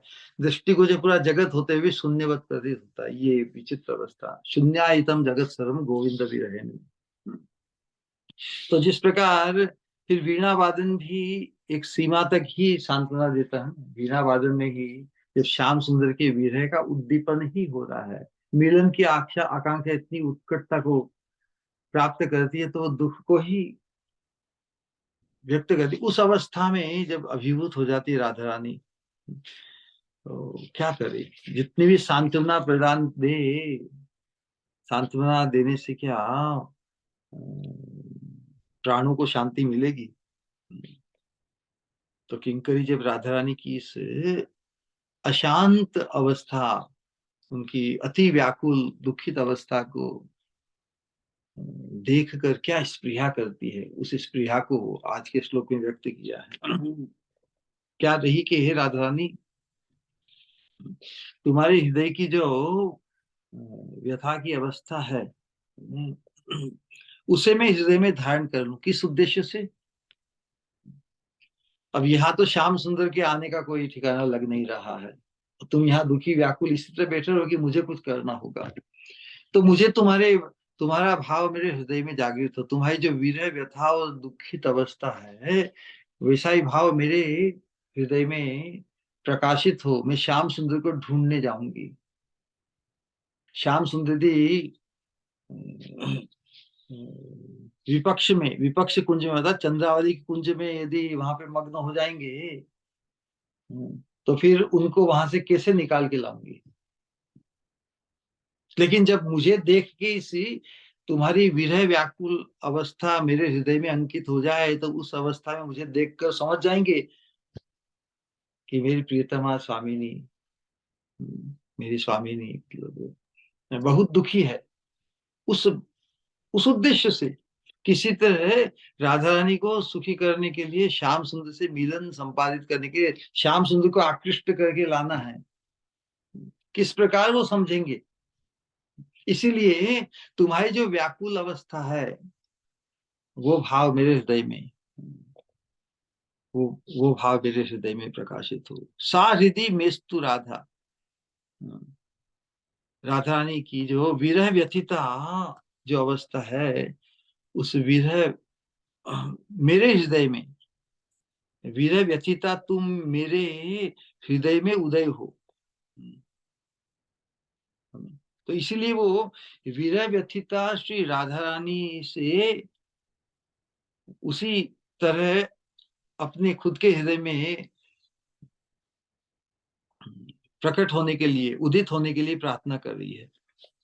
वास्तव में मंजरियों का यह अभिष्ट थोड़ी है कि राधा रानी का विरह व्यथित अवस्था में चिंतन करे। वो तो राधा रानी का श्याम सुंदर के संग विलसित होने की अवस्था में चिंतन करना चाहती, लेकिन यहाँ पे तो श्याम सुंदर का अभाव है साक्षात।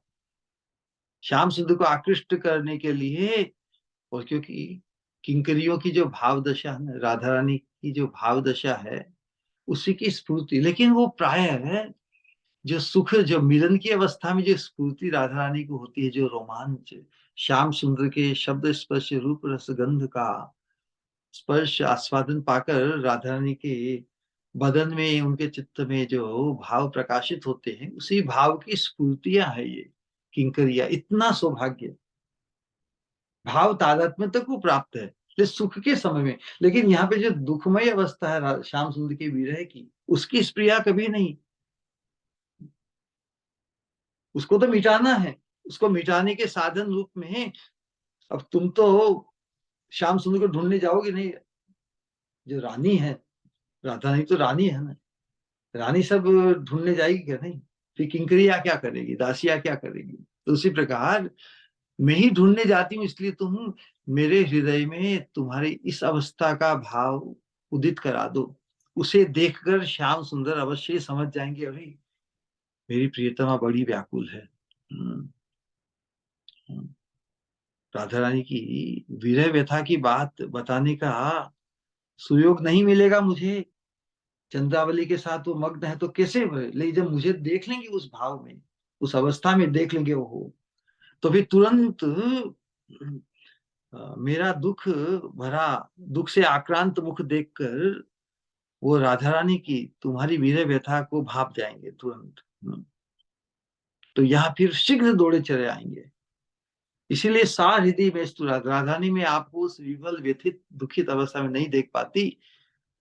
उस व्यथा भरी उस भाव को मेरे हृदय में उदित करा दो। उसी भाव को लेके मैं श्याम सुंदर के सामने व्यक्त होंगी उसे, और मुझे उस अवस्था में देखकर वो तुरंत तुम्हें मिलने के लिए, तुम्हें सुखी करने के लिए दौड़े भाग आएंगे। तो वास्तव में अभिप्रेत ये भाव नहीं है, फिर भी राधा रानी को सुखी करने के लिए किस हद तक वो राधा रानी के उस दुखी भाव को भी हृदय में धारण करके श्याम सुंदर को आकृष्ट करना चाहती है।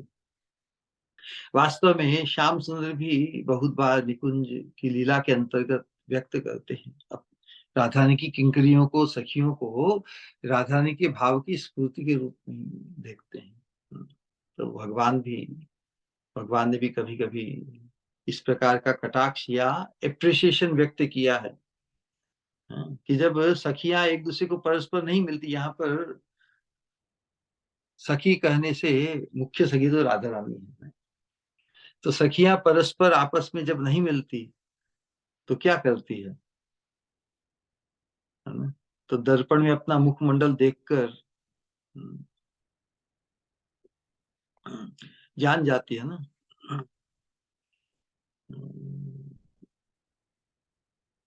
क्योंकि जो अवस्था विरह में परस्पर ही है ना, जिनसे मिलना चाहें, अपनी सखियों से हमें मिलन ना हो, अनुगत्य धर्म में भी जिनके संग सानिध्य सेवा को हम प्राप्त करना चाहते हैं, उनके विरह की व्याकुलता हमारी स्थिति को जानने के लिए हम दर्पण में देख सकते हैं ना, हम किस हालत में गुजर रहे हैं। लेकिन जब सखियां सामने हो तो फिर दर्पण की आवश्यकता पड़ती है क्या? तब तो फिर जो भाव है एक दूसरे को दिख जाता है। एकांत में हो, अकेला हो, तो अपने भाव को देखने के लिए दर्पण की आवश्यकता होती है। कहने का आशय है, सखियों का, मंजरियों का जो भाव तादात्म्य राधा रानी के भाव से है, उनके चेहरे को देखकर वो राधा रानी के संग को प्राप्त है या राधा रानी के संग को प्राप्त नहीं है, वो परस्पर मालूम पड़ जाता है।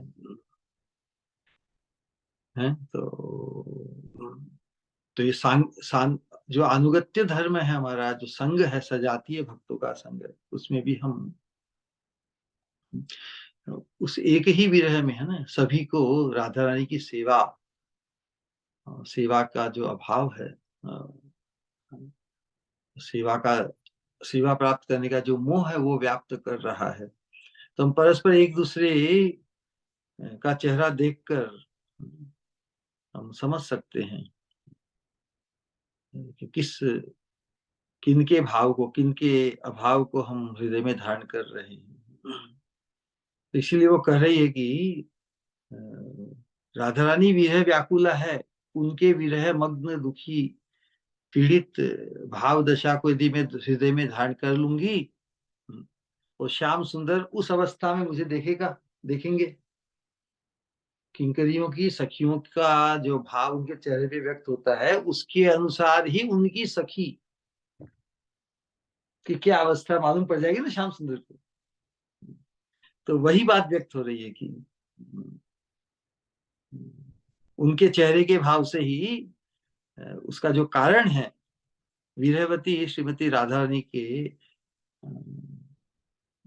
हृदय का जो भाव है या जो अवस्था है, उससे श्याम सुंदर को मालूम पड़ जाएगा, श्याम सुंदर तुरंत आ जाएंगे। तो सा हृदय मेस्तु राधा जो भाव व्यक्त किया है, कितना सुंदर है।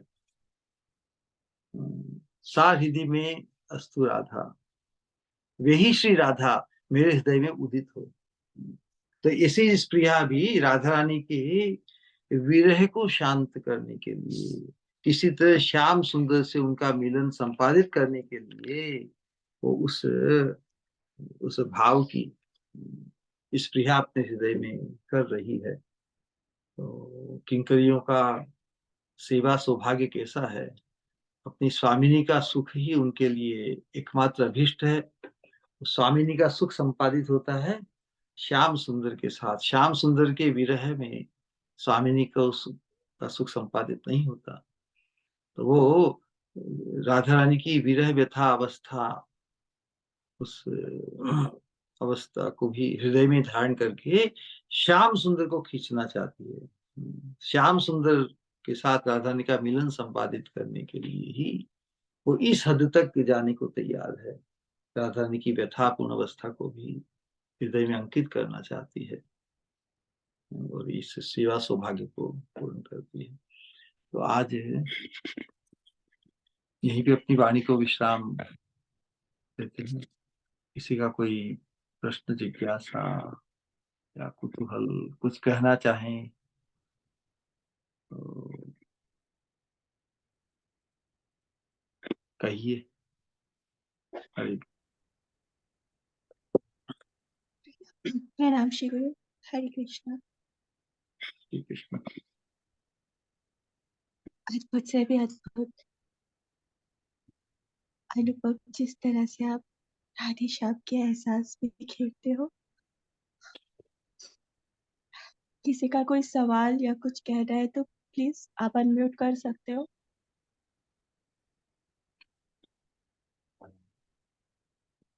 अच्छा, एक सेकंड। एक प्रश्न है, और जो प्रश्न करे हैं वो अपने आप को भी प्रकट करें। ओके, क्या प्रश्न है? राधा रानी की थोड़ा तेज तो सबको सुनाई दे। जो राधा रानी की किंकरी में सेविका है, वो स्वामिनी के मूल भाव को स्पष्ट ही पहचान जाती हैं। तो वो वीणा और लाके उनको दे देते हैं। देन वो वही भाव को भी अंगीकार करके श्याम के दर्शन की ओर जाती है, और उसी अभिषेक की श्याम को कैसे हम देख रहे हैं। क्योंकि श्याम सुंदर का अनुभव है, इन मंजरियों के जो भाव व्यक्त होगा वो स्वामिनी के भाव की ही अभिव्यक्ति है। तो इन्हें दुखी देखकर स्वामिनी अवश्य दुखी होंगी, क्योंकि स्वामिनी के सुख से ही ये सुखी होती है और स्वामिनी के दुख से ही दुखी होती है।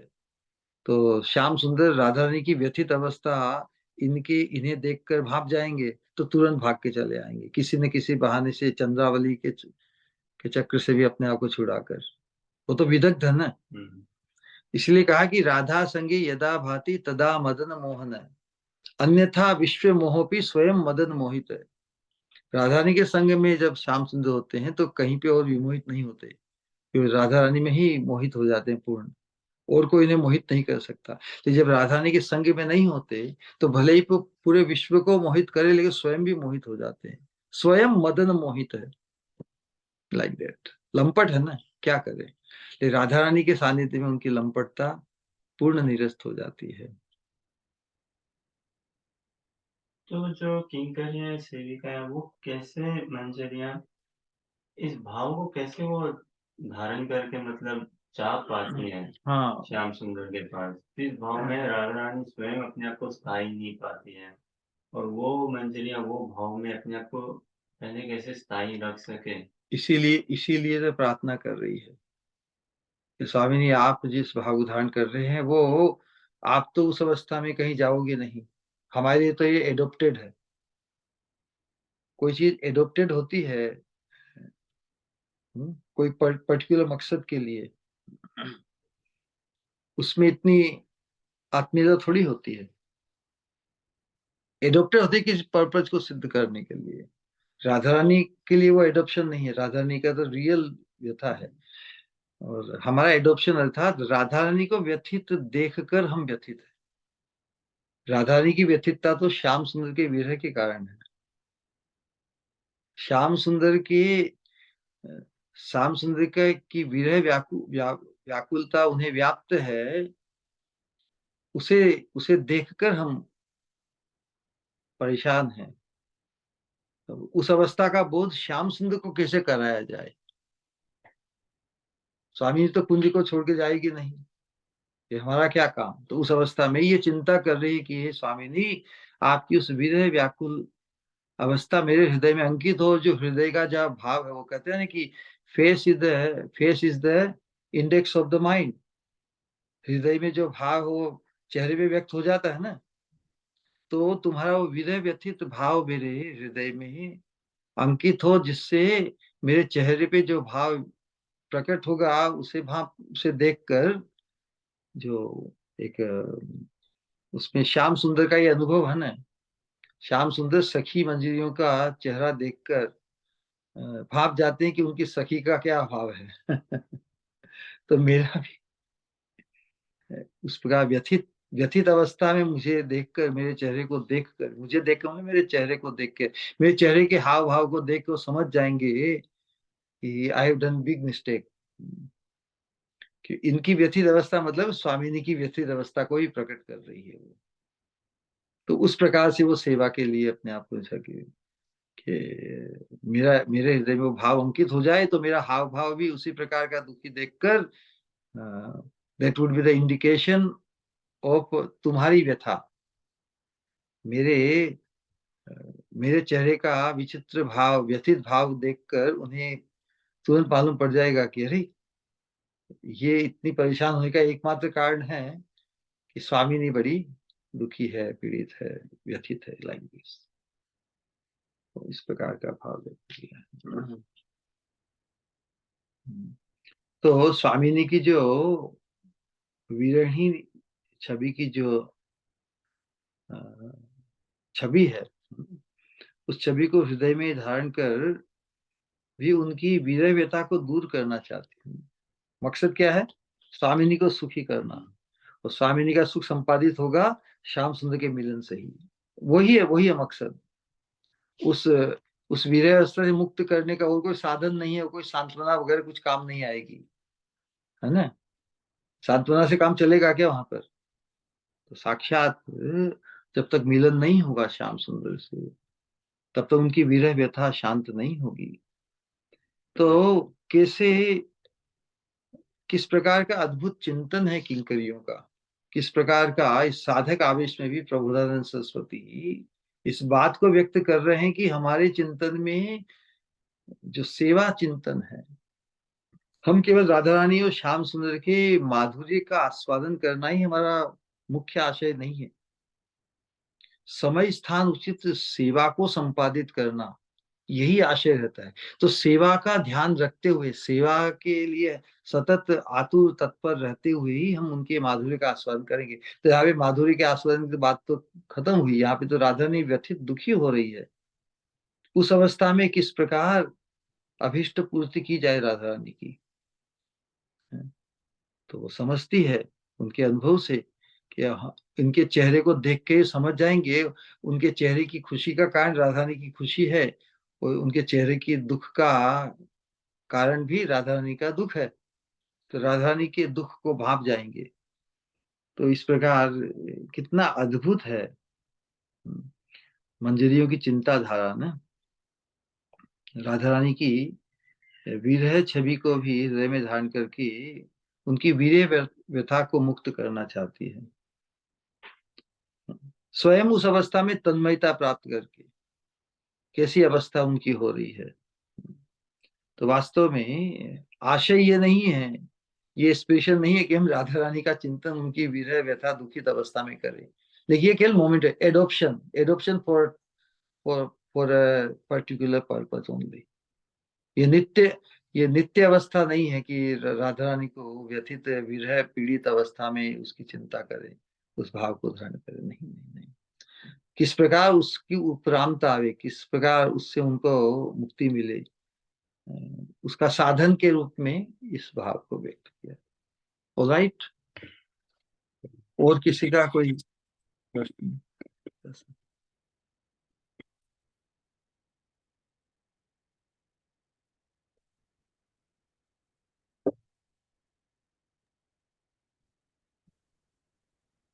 ये और अच्छा किसी का कोई सवाल है? अपने मन के भाव को व्यक्त करने के लिए, और जो जो कुतूहल हमारे हृदय में, जो भाव पनपते हैं, दूसरे साधकों को भी उत्साहित करने के लिए कुछ व्यक्त, क्योंकि ये बहुत अंतरंग है ना, ये सत्संग बहुत अंतरंग है। इसमें तो जो उस प्रकार की भाव निष्ठा के प्रति जिसका आकर्षण हो जाएगा, वही इसमें इसके साथ रह पाएगा। हाँ, पूछा सखी कुछ। प्रणाम श्री गुरु। हरे कृष्ण। हरे ये कृष्ण। जो प्रणाम मंत्र में है ना, परो तत्व प्रमाशी में है ना श्री गुरु, इसका क्या अर्थ है? तो परो तत्व प्रकाशन है ना, तो परो तत्व जो परो तत्व क्या है, कौन है परो तत्व? राधा श्याम सुंदरी परम तत्व है ना। राधा श्याम सुंदर की रसमय जो विलास माधुरी है, क्योंकि श्याम सुंदर जो तत्व की दृष्टि से उनकी जो महिमा है, उनका ऐश्वर्य है, उनकी सर्वोपरिता है, सर्वेश्वरेश्वरता है, लेकिन उसका जो एसेंस है, भगवत्ता का सार क्या है? माधुर्य भगवत्ता सार।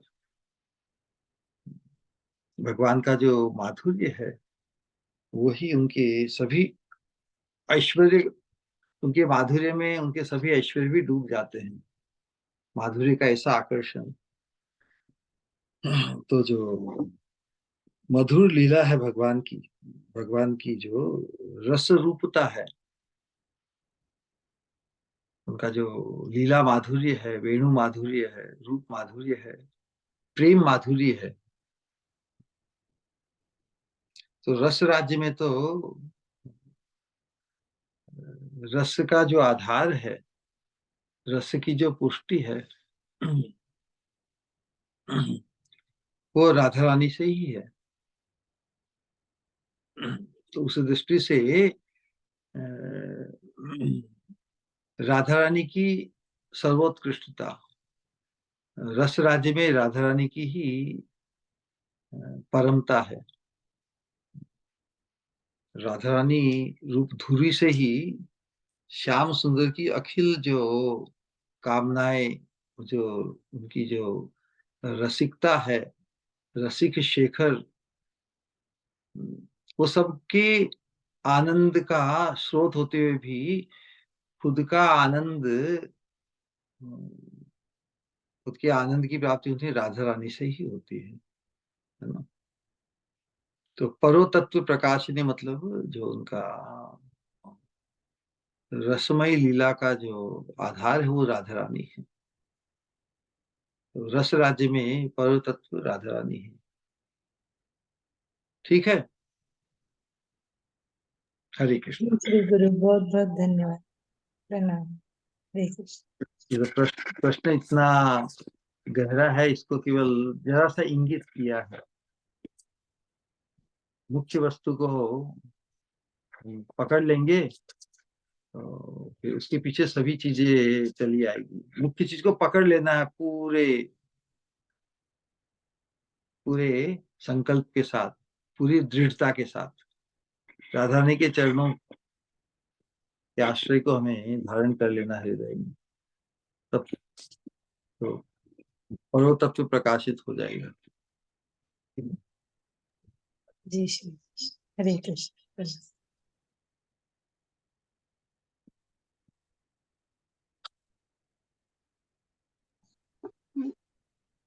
देखो एक राइट? सवाल एक सवाल था, पूछूं? नहीं पूछना? पूछे। मंजरी, जैसे ये जो विरह का भाव अभी लिया मंजरियों ने, वो हमारी स्वामिनी का एडाप्टर, क्योंकि स्वामिनी को सुकून देना चाहती है शाम को बुलाकर। तो जो मंजरियों का जो भाव होता है, मतलब उन्हें मतलब उनका जो दर्द या जो एहसास, मतलब वो स्वामिनी से पूरी स्वामिनी केंद्रित रहती है ना, मतलब हम्म। उनकी ही दुख से दुखी और उनकी ही खुशी से खुशी।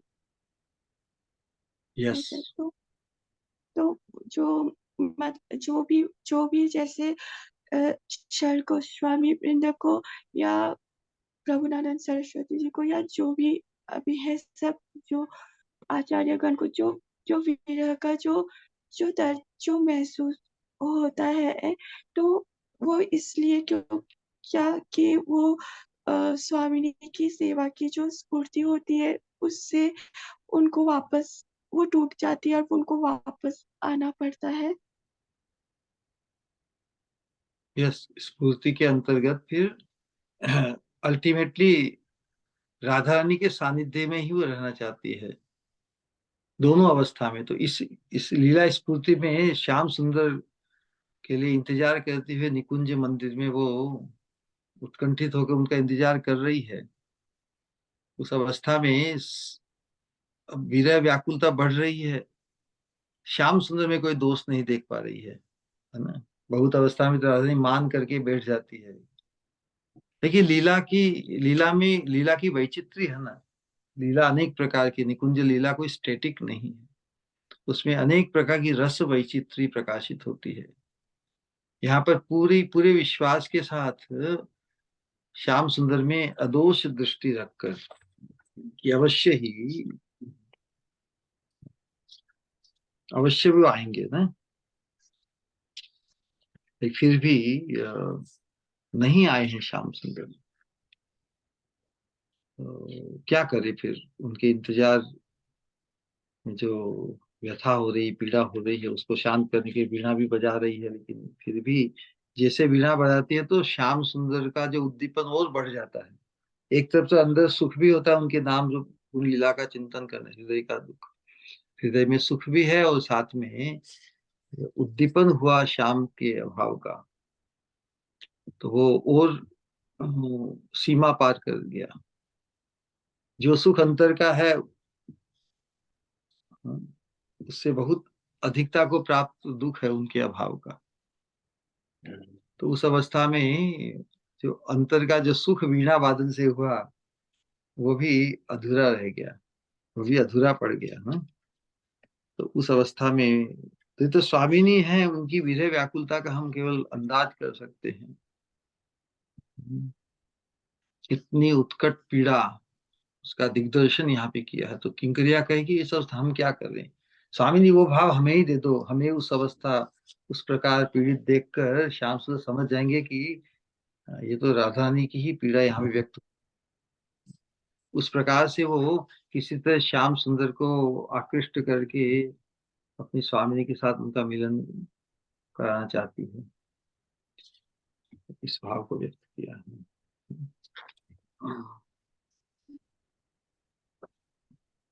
ऑलराइट, कुछ कहना है, कहूँ? कहो।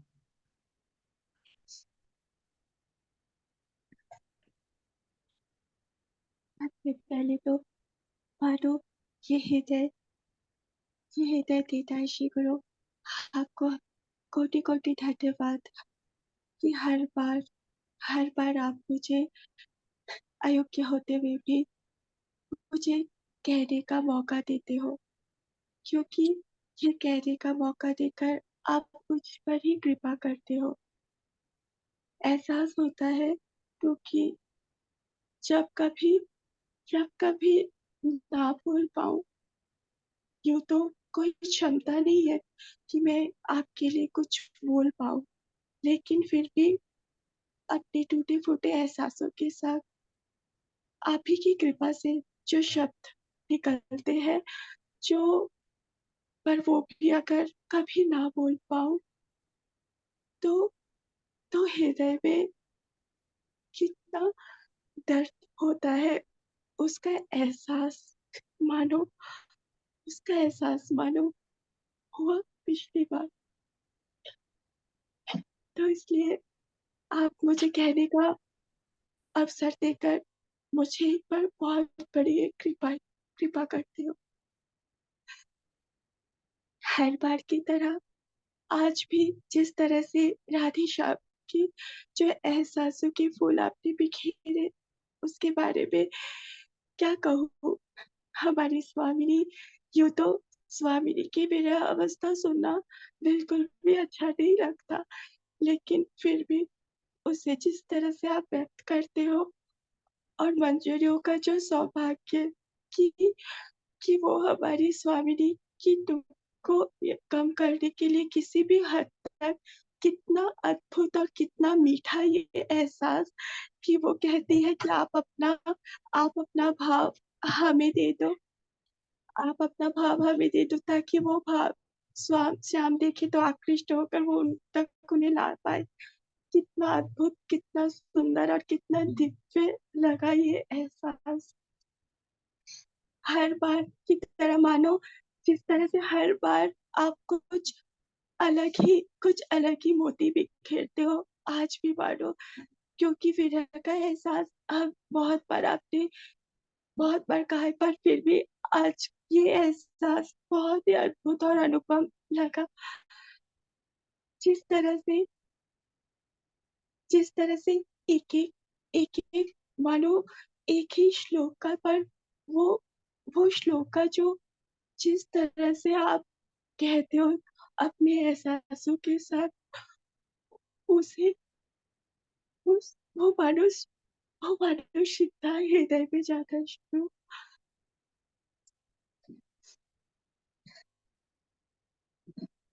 यूं तो मानो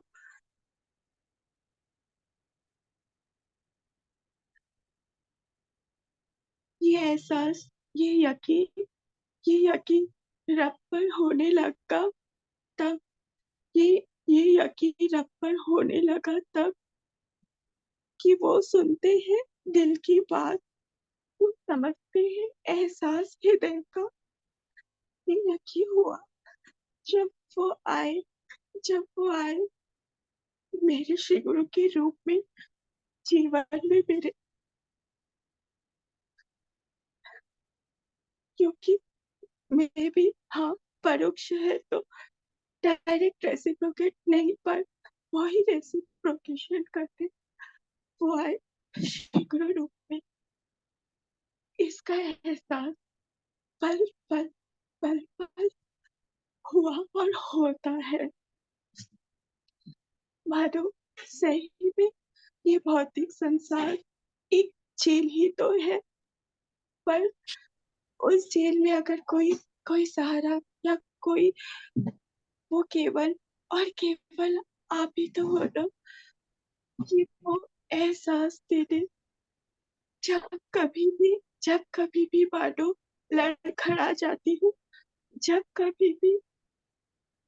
कभी भी मायूसी आ जाती है, मानो ये कहते हो आप आकर, कि मैं हूं ना, तो कैसा, तो मानो वो एहसास, वो संपर्क, वो सहारा, वो वो बनकर आया।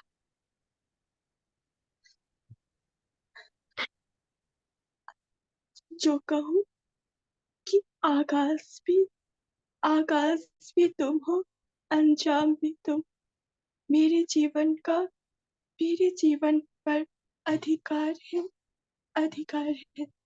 शुक्र आपका।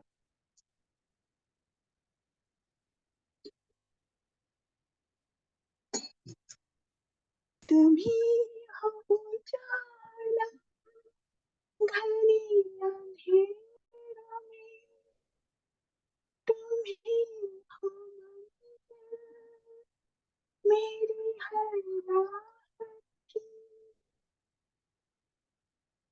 तुम ही हो नदी, तुम ही सहारा, कोई ना अपना सिवा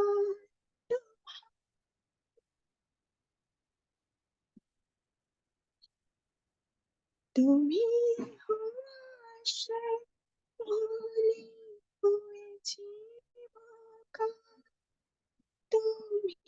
तुम ही सहारा मेरे लड़खड़ाते कदमों का, जो रखा है सर पर हाथ मेरे, उसे न हटाना किसी भी मोड़ पर, तुम्हारी सेवा करूं हमेशा, चाहे तन में प्राण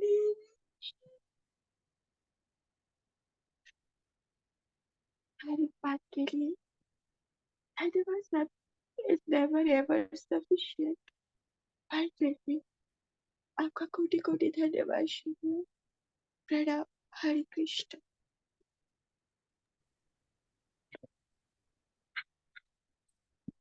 राइट।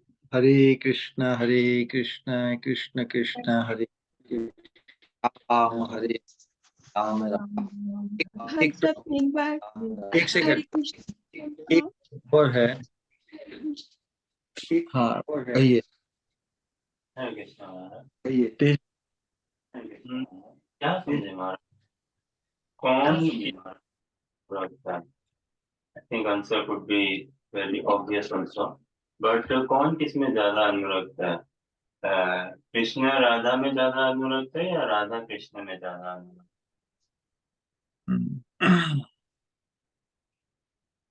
अच्छा प्रश्न है, लेकिन अभिभूत कौन किनसे हुआ अधिक?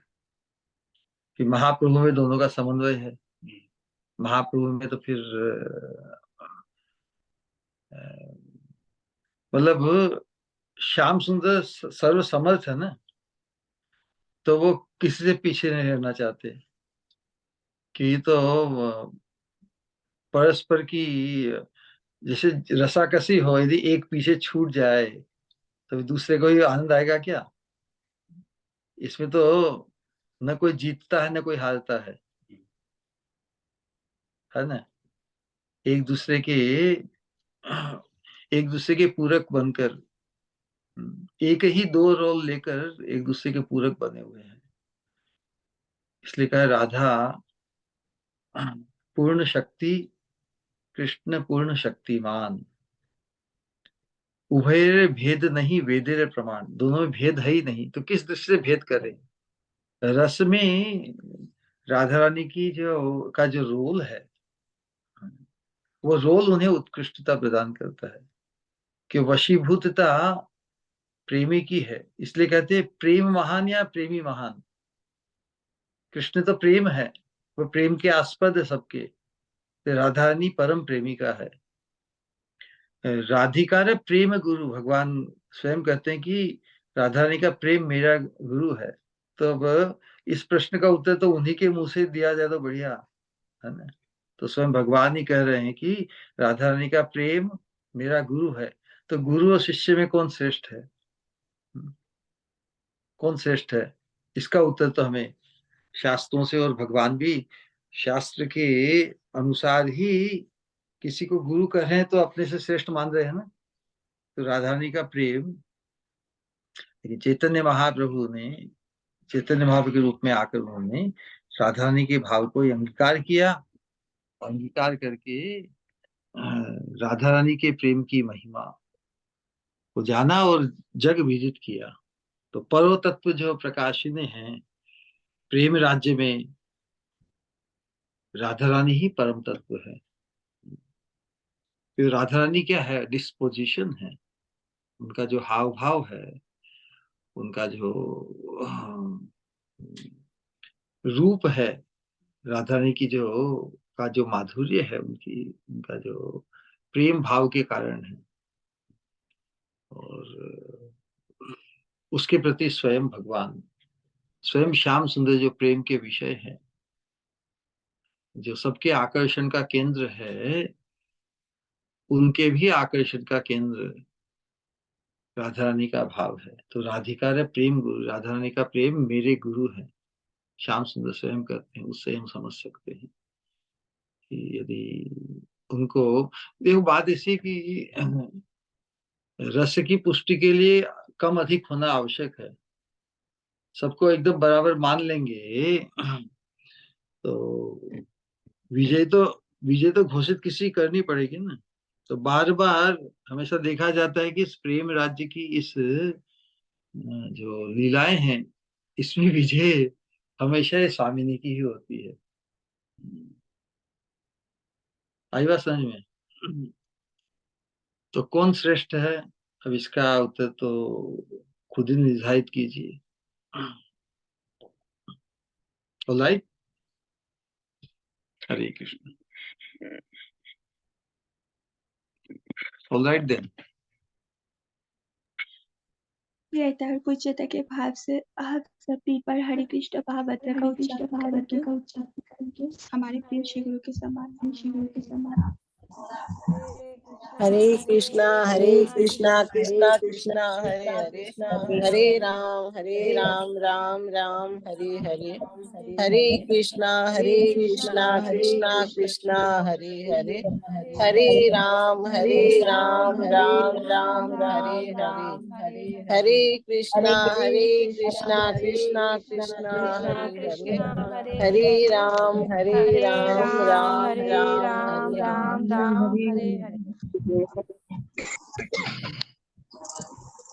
हृदय से कहेंगे परम पूज्य भक्ति स्वरूप गोविंद महाराज जी की जय। निताय गौर भक्तवृंद की जय, निताय गौर प्रेमानंदे। हरि हरि बोल। हरे कृष्ण, प्रणाम श्री गुरु। हरे कृष्णा, प्रणाम श्री गुरु। हरे कृष्णा, श्री स्वामिनी मते रस्त।